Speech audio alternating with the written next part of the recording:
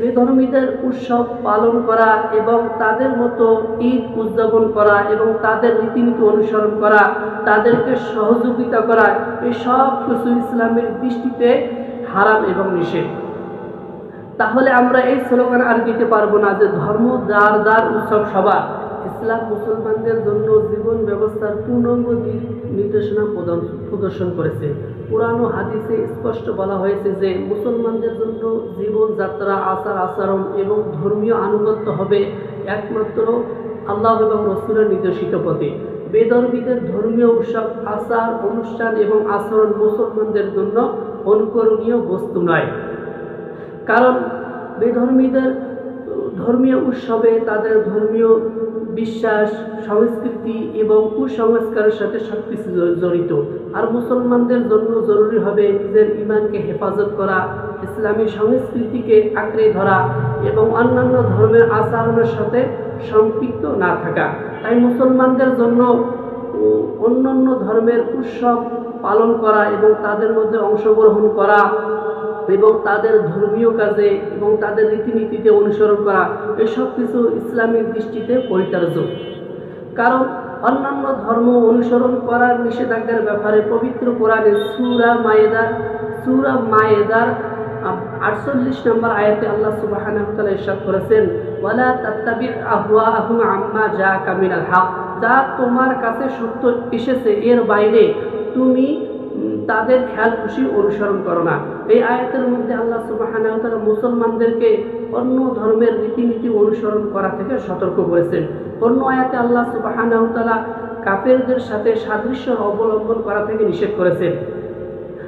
সূরা ফুরকান আয়াত নাম্বার 72 আল্লাহ সুবহানাহু ওয়া তাআলা বলেন, ওয়াল্লাযীনা লা ইয়াশহাদুনা যুর, আল্লাহ তাআলা বলেন তারা অর্থাৎ আল্লাহর বান্দারা মিথ্যা অনুষ্ঠানে উপস্থিত হয় না। এই আয়াতে আল্লাহ সুবহানাহু ওয়া তাআলা মুসলমানদেরকে অন্য ধর্মের সাথে সাদৃশ্য অবলম্বন করা থেকে নিষেধ করেছেন।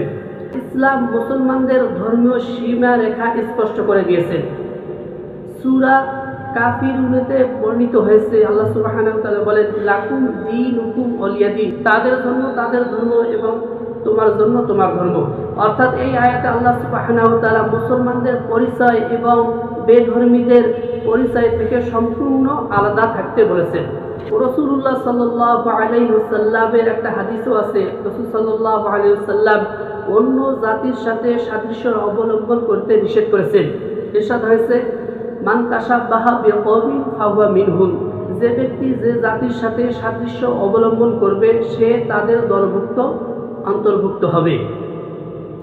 উক্ত আয়াত এবং হাদিস থেকে আমরা এই কথা জানতে পারলাম যে মুসলমানদের জন্য অন্যান্য ধর্মাবলম্বীদের উৎসব অনুষ্ঠানে অংশগ্রহণ করা, তাদেরকে সহযোগিতা করা এবং তাদের রীতিনীতি অনুসরণ করা, এই সব কিছু ইসলামে কঠোরভাবে নিষেধ করেছেন।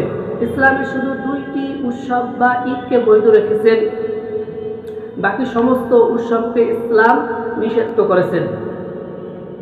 রাসূলুল্লাহ সাল্লাল্লাহু আলাইহি ওয়াসাল্লাম যখন মদিনায় প্রবেশ করলেন তো সেখানে দেখতেছিলেন যে সেখানকার মানুষরা 2টি দিন উৎসব পালন করতে থাকে এবং সেখানে তারা নাচ, গান, বাজনা, খেলা ইত্যাদি রং তামাশার মধ্যে তারা কাটাইতে থাকে। তো রাসূল সাল্লাল্লাহু আলাইহি ওয়াসাল্লাম তাদেরকে বললেন যে আল্লাহ সুবহানাহু ওয়া তাআলা তোমাদের এই 2টি উৎসবের বদৌলতে 2টি দিন, উত্তম দিন দান করেছেন। একটি হচ্ছে ঈদুল ফিতর, অপরটি হচ্ছে ঈদুল আযহা।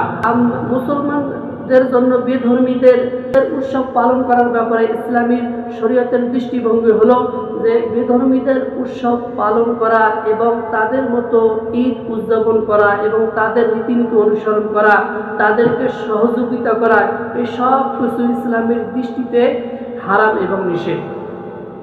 তাহলে আমরা এই স্লোগান আর দিতে পারবো না যে ধর্ম যার যার, উৎসব সবার।